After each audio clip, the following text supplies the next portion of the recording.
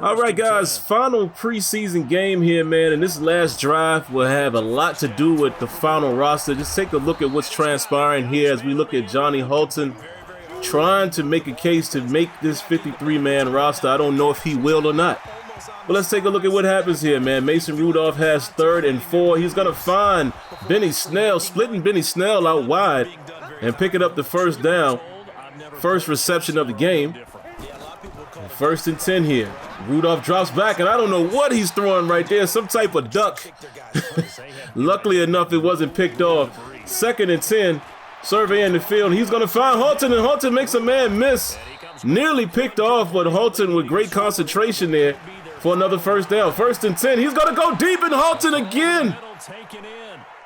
Nearly got that ball swatted down, but Halton able to do the possession catch there to limit his chances of being hit, and comes up with another big hit. He is definitely trying to make this ball team. We shall see if his efforts will not go unnoticed. All right, here we are, 1st and 10. They're going to hand it off to Benny Snell. Benny Snell gets it nothing. 2nd and 10. Dropping back. Finds Johnson across the middle there. Deontay Johnson definitely is secure in his spot, but it's still good to see him making catches here on the final drive that could potentially win the game. 3rd and 3, and Rudolph again throws a horrible pass, man. I don't know why these defenders are not trying to pick it off, but he finds Eli Rogers. Eli Rogers again pretty much has his spot locked up with weight. He's injured on the play. Bad coaching decision here. I'm not sure why we still have Eli Rogers in the game. Hopefully this is not a significant injury as he runs off. This is not good for him, but 1st and goal. Rudolph drops back way too far, and he's going to eat that sack with 8 seconds left. 2nd and goal. Throws up a prayer, and oh, Trey Griffey comes down with the catch. Beautiful catch for a touchdown by the Pittsburgh Steelers in the final stages of this final preseason game. And Trey Griffey, a long shot to make this team, but what a way to go out here. For you guys that don't know, that's Ken Griffey Jr.'s son. So let's take a look at what we're going to do with this roster here. Of course, we're going to look at the, the recommended cuts. Some of these guys are no-brainers. We're definitely going to let these guys go. Eisenhower probably doesn't have a chance to make this team. Let's take a look at his ratings here. Decent strength. But yeah, he's definitely not going to make it. And I'm just going to speed through this, man, allowing you guys to see it just to give you a visual. But some of these guys are going to be practice squad guys. Some of these guys will be obvious cuts. Cameron Kelly is another guy. A tough decision here by the coaching staff whether or not we're going to keep him. He has been showing up in play in preseason play, so definitely want to keep a close eye on him. JT Jones doesn't really have a chance to make it. Trey Griffey again right there making it tough. Making a nice play in the final play there of the offense for preseason. Guys like Scales are probably not going to make it. Robert Spillane has shown up. Decent speed, decent tackle. Might be a practice squad type of guy.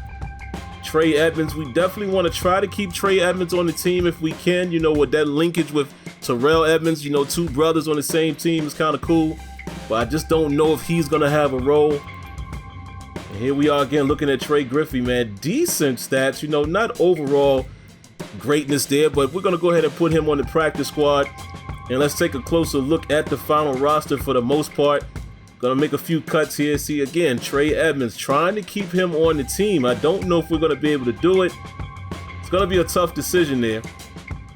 And here are the wide receivers. This is also gonna be a tough decision, man, because remember, Eli Rogers got injured, as well as Ryan Switzer. He's already injured. So it's gonna come down to whether or not Halton did enough to make the squad. Very, very tough decision here. As you can see, it took me a while. I'm contemplating who I'm going to keep. Will it be Switzer? Will it be Rogers?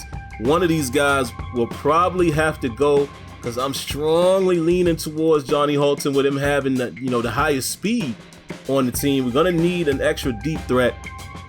So let's see, man. Dislocated hip here for Ryan Switzer, out for 3 weeks.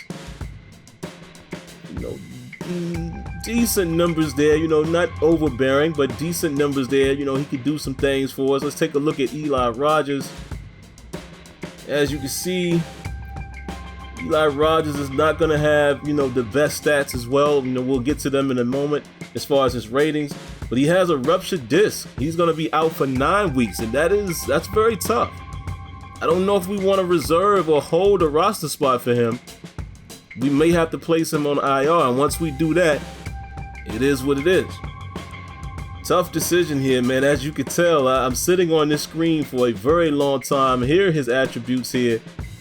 You know, not too much better than Ryan Switzer. Ryan Switzer actually showing more speed than Eli Rogers. So what are we going to do with Eli?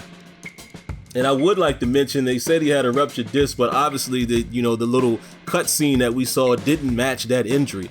You know, when we did see Ryan Switzer's injury, it did match. He was limping, but you know, they showed that Eli Rogers was favoring a wrist. Has nothing to do with a ruptured disc. You know, just a little side note there. We got to get the presentation better. So as you can see, we did put Eli Rogers on IR. And let's continue to go through the rest of this roster. Derwin Gray leaning more towards practice squad here. You know, keep him in our pocket, if you will. The guard situation is pretty legit. We're going to keep 2 centers if we can. Fred Johnson, you know, the UDFA that's going to make the squad. Isaiah Buggs is going to back up Cam Haywood. The D tackle situation, we're going to keep Dan McCullers. Casey Sales, yeah. And not really, no. Yeah, we're going to let him walk. You know, nice knowing you, kid, but we got to move on. There's the outside linebacker situation. Chicolo backing up Watt. And you guys know there's a unique situation here at middle linebacker. Ryan Shazier is not taking a roster spot, but obviously we know his situation, but he's still technically on the team. So it's going to come down to whether I want to keep Ulysses Gilbert or Robert Spillane. I probably favor Gilbert a little more just because I want speed on the field. So we're going to move Spillane over to the practice squad. Right outside linebacker, we're going to keep Sutton Smith as well as Adaney. And Daney is probably going to be more who I favor, trying to build him up to make him, you know, a special player if I can. Cornerback situation is already intact with 6. As you can see, we're really not that good across the board in terms of ratings. So this secondary is going to definitely, you know, have its work cut out for them, especially as we're going to face Tom Brady in the first game. And the Branch kid, we're going to go ahead and let him go. He's not really in the conversation, but Cameron Kelly is a guy that I think we want to keep.